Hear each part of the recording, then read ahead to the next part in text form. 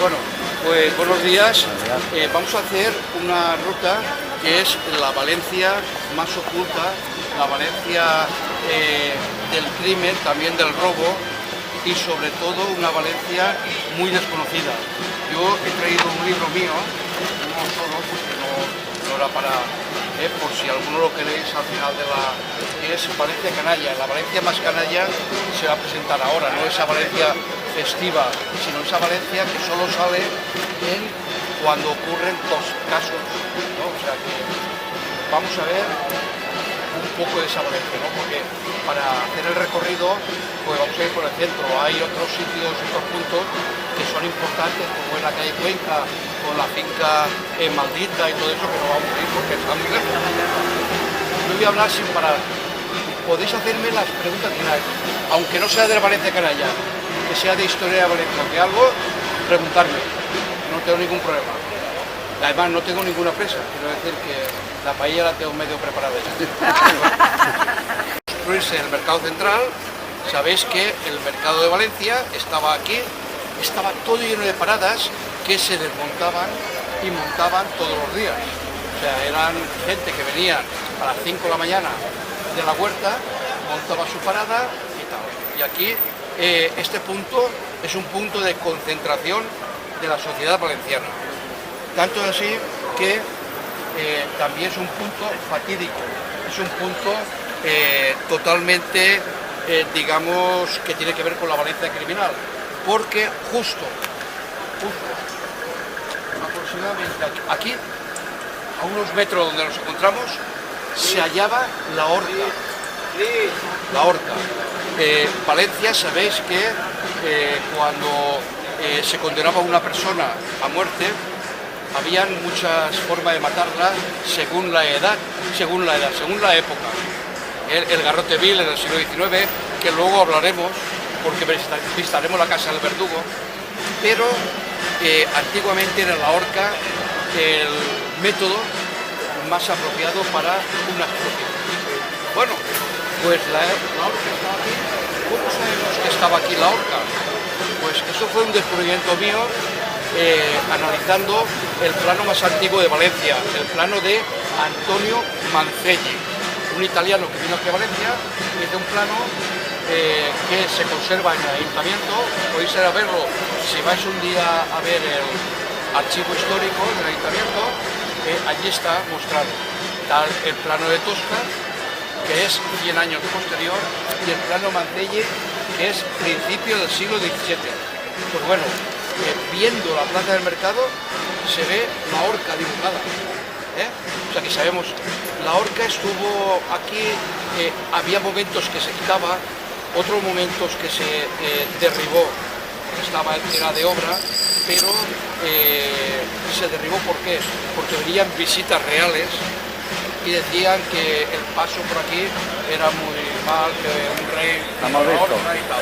Entonces se quitaba, pero se volvía, estuvo muy a favor.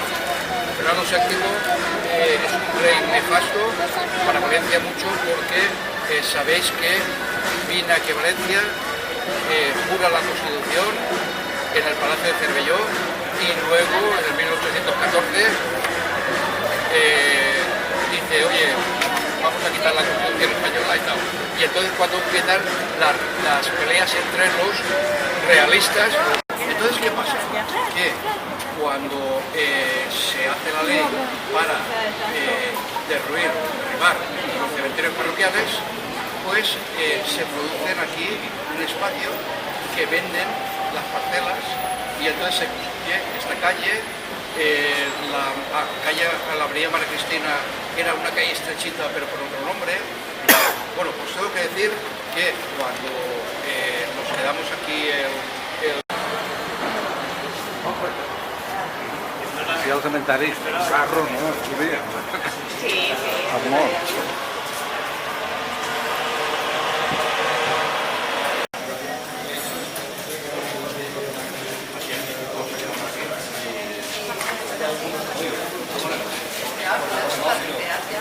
Bueno, una documentación de un libro muy antiguo del principio del siglo XIX, en la cual daba una noticia esperanzadora. Pero yo tengo que decir calle, como os he dicho, era las tapias del cementerio y llegaban hasta aquí.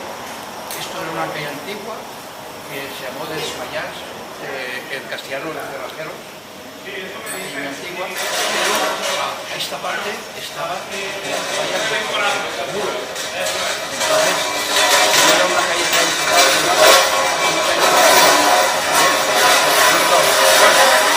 resulta de que en el inventario de Pablo Taxi, un señor que apuntaba todo lo que pasaba por Valencia, propiedad mía, yo leo una noticia cierta, dice la calle Balajeros, dice es un hecho, dice que es verídico. O sea, que él recalca que es verídico, él sabía, porque a lo mejor había habido, estamos hablando del principio de 1800. Bueno, pues resulta de que dice, a mitad de calle pues por aquí, y aquí había un muro, y que había una casa que era una barbería. Barbería, sabéis que ahora son peluquerías, prácticamente barbería. Dice, y entraba, hay gente allí, dice, gente forastera, a darse la barca, a afeitarse, y no sabía. Entonces, ya no fue borra. Este mismo Pablo Casí cuenta, dice que habían una cosa que era bastante evidente, que sabéis que en las casas había un patio interior, en ese patio interior había un obrador que hacían pasteles de carne, que eran muy característicos aquí en Valencia.